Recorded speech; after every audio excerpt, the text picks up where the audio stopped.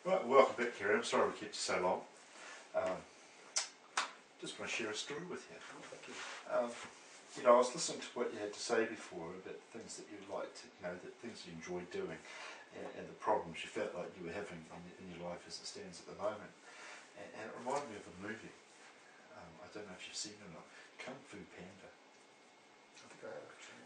Yeah, it's a really fun movie, but I saw distinct parallels in the situation that you see yourself in as compared to Panda's situation in the movie. You talked a bit about having difficulty getting distracted and working, going in a direction but not really, like going into the void, not really knowing what to do. And I saw in that a parallel in the movie where Panda at the start, he's just working in his father's dumpling shop. So here he is working along, and he loves Kung Fu. He's really passionate about Kung Fu, and he says, here's the Furious Five, or whatever they're called, the Kung Fu warriors, and I really love what they're doing, and I want to be like them. I see them up there doing their thing, and I really want to have a go at that. And I see, you have that passion about you with what you're doing, and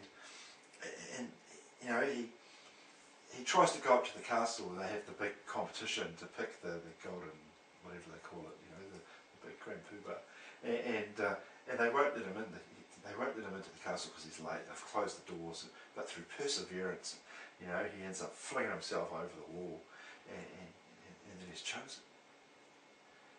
And it seems to be completely by mistake. And when you watch the movie, you think, oh, that was just because he fell in the wrong place, and the guy pointed at him, and he's just, it's just dumb luck. There was nothing to it. But, as the story unfolds, you realise that he was the one. He was the one it was supposed to be. Although he had no idea. He just wanted to watch to see who that chosen one, that special one was. He had no concept that it was him.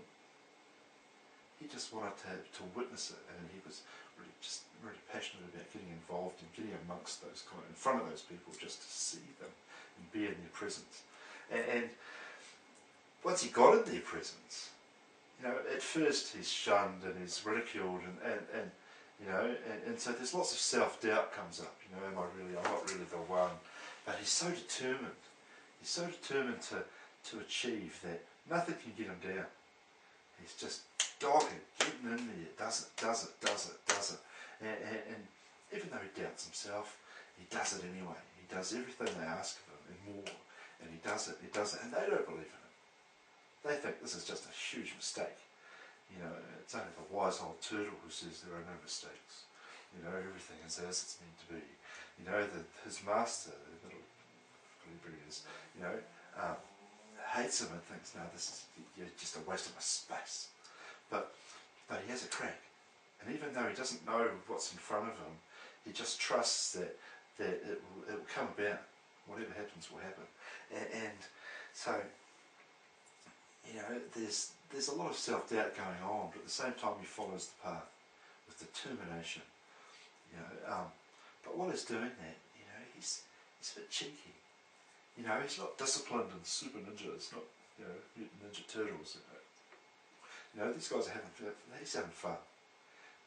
He's laughing and eating. He's got his friends. He's having his time out, and he's getting a bit of stick for that. But he still has his life. It's not discipline at the expense of enjoyment. He's still really just engaging with everything that he does, and he's finding that balance. Although he's disciplined over here and he's working hard, he's over here having fun with his family and friends. He's doing both, and although it might seem like a bit of a chuckle, he achieves.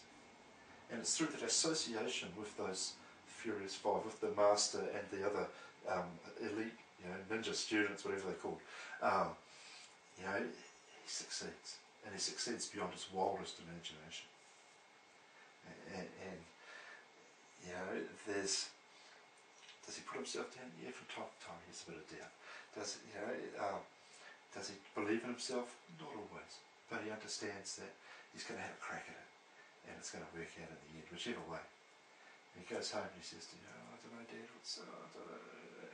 Dad says, just I'm proud of you. I'm proud of you. You know, I don't really believe it either, but look what you've become. You know, and the end of the movie, he's the hero. He saves the day. He fights the biggest evil villain. You know, and his ninja powers come out. Oh, you know, and he's got all the skills and all the knowledge and all the understanding. And in the end, you realise that it was instinctive. It's not anything anybody's taught him. You know, yep, he's picked up some techniques, but it's come from here. And it's because his heart was in the right place. He has become the winner. He's achieved. You know, he's strong here, and that's made up for anything he was lacking in here, or here. I hope that helps. Thank you. Kung Fu Panda! Using a metaphor based on a movie is a really good idea, because a lot of people, especially the Kung Fu Panda, people have seen it, so they relate to it, and they can immediately picture, you know, the elements, and just having themselves placed into these stories that can help them imagine that they create the same type of outcome. I think some of the magic of creating a metaphor may have been lost a bit at the beginning when you started reading the list, and the things that Kerry felt were limitations and his problems. Maybe painting the metaphor and subtly weaving in, you know, those problems, but providing the solution through story is where the enlightenment comes, rather than it being spelled out specifically. But I like the way that you did weave it in, and you used, you know, the associates of the panda as people to empower, and so he could gather power from the things around him, and make him feel that, you know, he can be that panda. So that was really well done, and it painted a nice, colourful, emotive picture. Yeah, I would sort of reinforce that, is that they're referring to the notes that you took did lose a little bit of magic.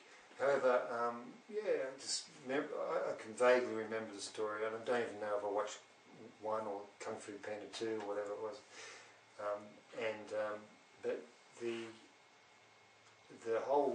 two things I got out of it, which was what Shirley was saying, the magic of the story, because when I could forget my issues and just move into a story which had that subconscious, you know, the thing I got out of it was that to throw yourself in there, even if you don't believe in yourself, throw yourself in there, and then the people and things, and that's something that really rung true more and more, that I need to throw myself out there rather than, you know, than not.